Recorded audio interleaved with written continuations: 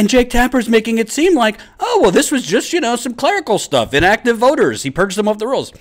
So, not listening to anything she actually said and wanting to get a juicy soundbite out of Sunday Morning, this is Jake Tapper's follow-up.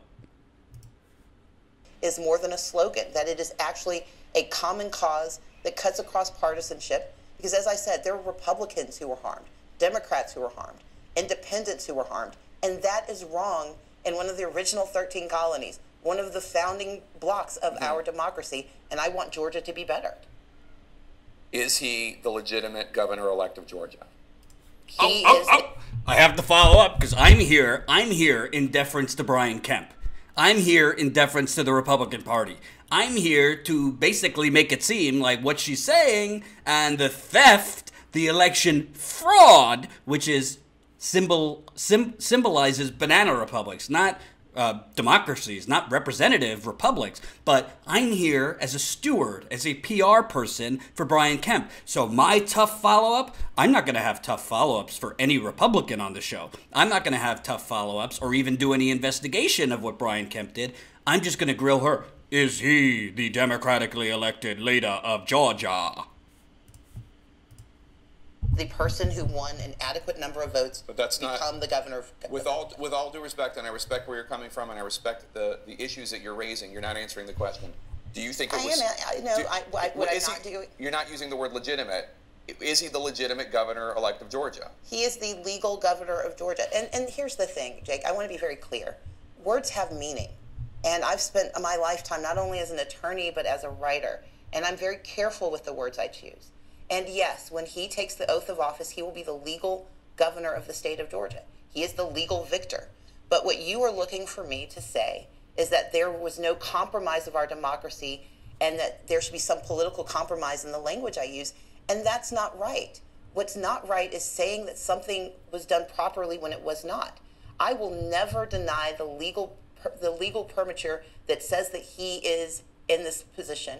And I pray for his success. But will I say that this election was not tainted, was not a disinvestment and a disenfranchisement of thousands of voters? I will not say that. Well, just to be clear, I don't have an opinion on what you should say or should not say. I'm just... Clearly you don't have an opinion. Clearly you don't have an opinion when you incorrectly framed what happened as just what's the difference between in D.C. they purge inactive voters off the voting rolls.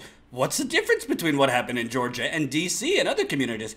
Clearly you don't have an opinion. Clearly you also don't have a fucking brain because you don't know what happened in Georgia. This was not an issue. This was not an issue of inactive voters being purged off the rolls. This was an issue, like Ms. Abrams said, of 92-year-old women who have voted in every election, 92-year-old black women who have voted in every election since they got the right to vote, inexplicably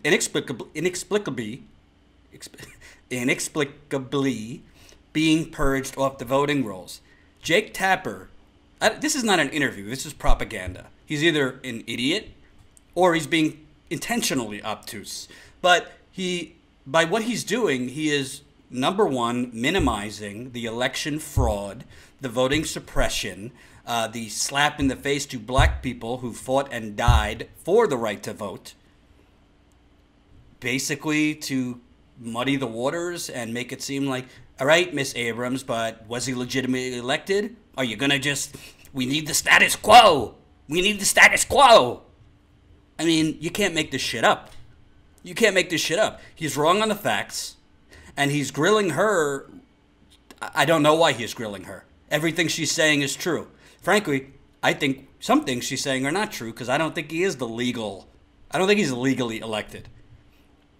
I know there's no laws in this country for powerful people, not powerful Republicans, not powerful Democrats, but technically speaking, there are election laws and you're not allowed to purge people knowingly, incorrectly. But those laws don't matter anymore because we allow elected officials like Brian Kemp to do whatever the hell they want.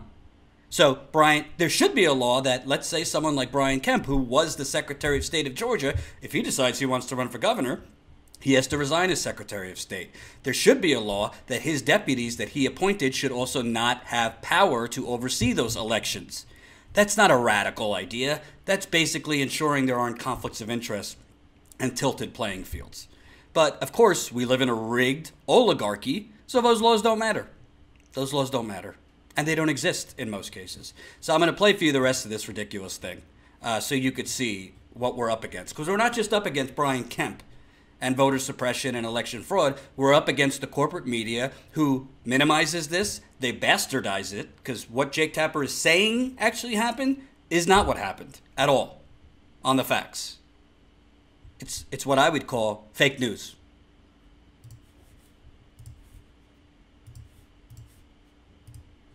Just trying to understand where you're coming from. Oh, Are you at all concerned that your words this morning and in your speech Friday will undermine faith in the democratic process? Not at all, because the words I use are very specific. We have had systematic disenfranchisement of voters. We have seen gross mismanagement of our elections. And we have seen an erosion of faith in our democracy in our state. Those are all true facts. But these are all solvable problems, and that's why I'm proud to be an American. It's why I'm proud to be a Georgian. And it's why I'm taking up Fair Fight Georgia. Because faith is not enough. We have to have action married to that faith. And I don't believe that you are trying to cast aspersions or cause me to say anything. But what I am being clear about is that I'm choosing my words very carefully because words have meaning. And we have to have leaders who will actually speak truth and not engage in political compromise for ease. We have to have people who are going to fight to make sure our democracy works for everyone. Because there are Republicans who are going to win elections because of what we do. There are going to be independents who finally gain a foothold because of what we do. And that is what's right in a democracy. I want to just give you an opportunity to answer this because this is going to be the big question coming out of this interview. President Trump, based on no evidence, cast all sorts of aspersions on the election in Florida and what was going on with the recounts and what was going on with the counts. He alleged fraud, he alleged theft, and he was criticized widely by Democrats and Republicans for doing so. How is what you're doing any different from what he did? Oh my God, are you insane? He should be fired. Jake Tapper should be fired. I'm sorry. I'm sorry. And I don't want to hear that, oh, well, he's one of the better ones there. If he's one of the better ones there, then we're all in trouble. So, Jake Tapper, he is literally delivering Republican talking points framed as journalistic questions. Stacey Abrams, the Georgia Democratic Party, the National Democratic Party, if they would have lifted a fucking finger for her and fought for her, which on Friday I told you they didn't do a damn thing because they don't care about progressives, so they didn't fight for her. They also didn't fight for Ben Jealous in Georgia. In Maryland. They also didn't fight for Andrew Gillum in Florida until he started doing fundraisers with Hillary Clinton and Debbie Wasserman Schultz. Then they started flooding him with money. Isn't that funny how that works? So when Andrew Gillum was actually for Medicare for All, before he moonwalked away from Medicare for All, when Andrew Gillum was for abolishing ICE, when Andrew Gillum was actually running as a progressive and winning, the Democratic Party wasn't really helping Andrew Gillum. But then all of a sudden, he starts going to synagogues with Debbie Wasserman Schultz and doing private fundraisers with Hillary Clinton. All of a sudden, the Democratic Party was happy to help Andrew Gillum. So Jake Tapper is saying, well, I'm not saying this, but other people are going to respond to this interview by saying you're just doing the same thing Trump did. Because Trump put out, all this paranoia, all this propaganda about voter fraud in Florida. So aren't you doing the same thing without evidence? Again, he's either a fucking idiot and didn't do any research at all and has no idea what happened in Georgia, or he's being deliberately obtuse to try and appear, the fake neutrality. They're the neutrality police over at CNN. Thank you, Andy, for the $9.99 on the Super Duper Sunday chat. Thanks for preaching the truth this morning, Jordan. And Jen, you're awesome with a heart. You're going to be seeing Jen. Jen is doing a video. Jen did a video for this live stream special for you guys. And she doesn't like going on camera yet. She's a little shy with going on camera. So thank you. And as a reminder, I'm not going to beg, borrow, or steal, but I will beg in this Super Duper chat. We are live for you, the viewers. So whether it's in the Super Chat, whether it's in the GoFundMe, show us the love if you can. So I can't even fathom where he's getting this question from.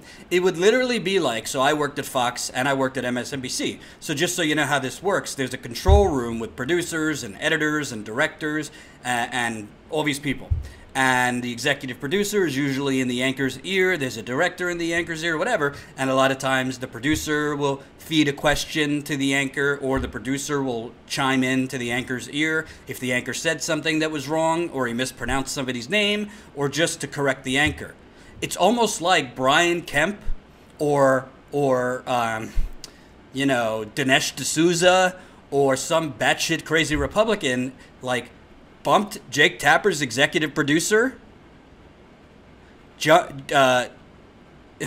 like, edged their producer out and just got in there and started, like, feeding Jake Tapper Republican talking points. So let me, obviously I'm going to play Stacey Abrams' answer, but let me, I don't know why I even have to do this.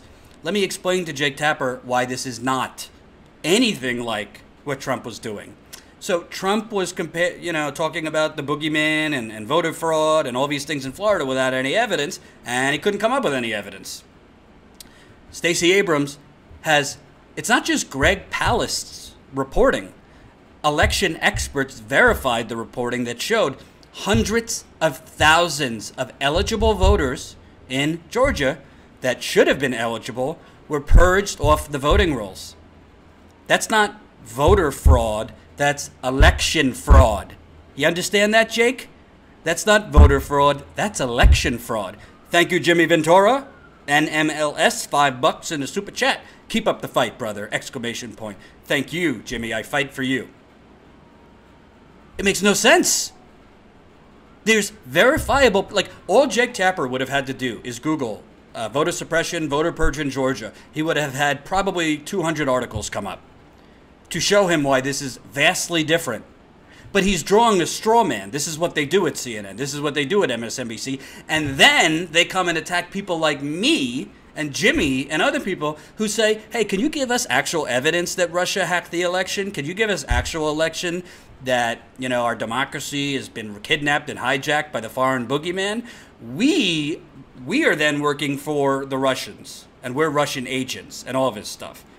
But Jake Tapper, in this interview, if you're watching, is literally working on behalf, I don't know who he's working for, not CNN, not journalism.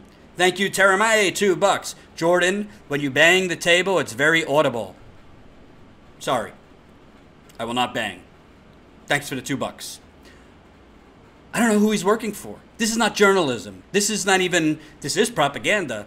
This is alternate realities that Jake Tapper is painting. And it's an insult to Stacey Abrams. It's an insult to her campaign. It's an insult to the people of Georgia. It's an insult to the people of America. And it's an insult to black people that fought, protested, and died so that people who might want to vote for Stacey Abrams could.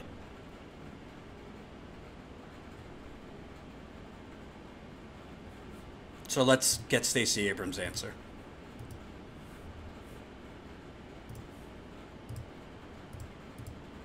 Accusations are based entirely on evidence. We had 4 different federal judges in the course of a week say that what we witnessed was wrong and forced better behavior.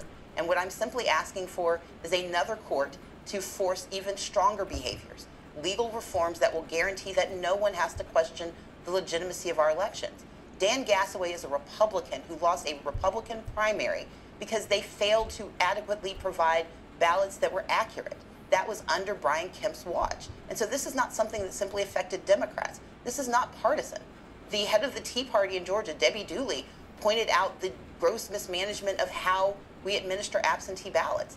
So I agree with the Tea Party. I agree with Republicans. We have to do better in Georgia. I'm simply using this moment to lift up this call to arms, but I'm going to do so in a court of law, not in a court of public opinion, because I want people to understand what was flawed, but then what can be fixed. And fundamentally, that's what I do. Try to fix the problems I see. And lastly, Leader Abrams, this was the closest race for governor in Georgia since 1966. A lot of people wondering, are you going to run for office in the future? Oh my God, this is Senate in 2020.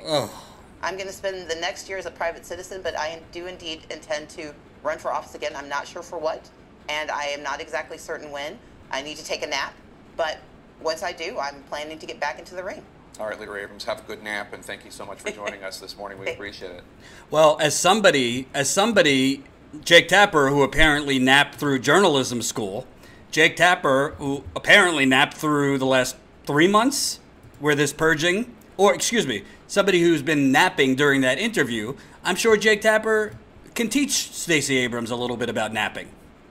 I'm sorry, and I know Jen's not going to like it because Jen, for whatever reason, thinks Jake Tapper has a heart of gold. That was the worst display of journalism I have seen. I don't know about ever. That was the worst display of journalism I've seen in this election season. It's unbelievable. Not only did he get it wrong that the purging was about inactive voters being purged, and he tried to draw a straw man and make it seem like, what Brian Kemp did in Georgia was no different than what goes on in D.C. and other cities. Then he's comparing the actual facts Stacey Abrams has, the actual facts, real journalists like Greg Palast, not CNN and that propaganda, presented, that were verified. It wasn't just a journalist putting the information out there. It was verified by election experts, what he found. He's trying to make those facts comparable to President Trump and his fairy tale lunacy and paranoia about voter fraud in Florida. I mean, you can't make this up.